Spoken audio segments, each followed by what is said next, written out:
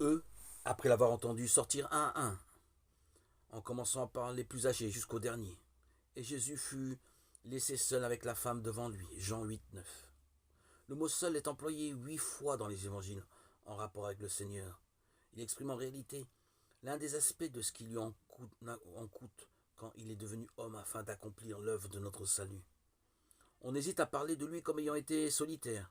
Ce terme ne semble guère respectueux quand il lui est appliqué. En revanche, il est 10 fois, 8 fois, il est dit 8 fois qu'il était seul.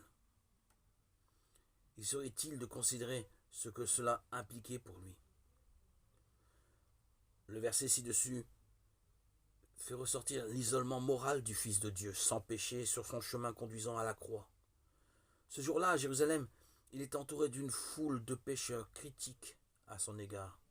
Ces paroles pénétrantes les ont tellement convaincus du péché qu'ils se sont littéralement écartés l'un après l'autre de sa présence sainte, jusqu'au moment où il fut laissé seul avec la femme devant lui.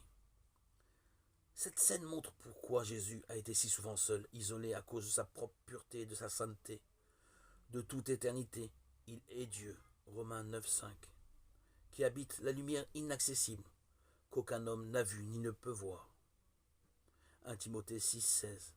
Aussi, étant devenu homme, il a éprouvé en permanence, tout au long de sa vie sur la terre, cette solitude morale qui l'a tant accablé.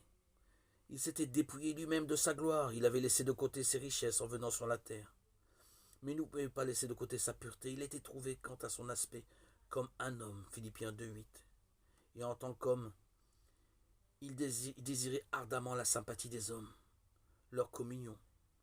Mais ce lui a été en grande partie refusé. Dieu fait habiter en famille ceux qui étaient seuls, écrivait David, psaume 68, 6. Mais la famille naturelle du Sauveur lui a fait défaut. Sa famille adoptive n'est pas vraiment entrée dans la communion de ses souffrances, Philippiens 3, 10, jusqu'à qu'il soit remonté au ciel.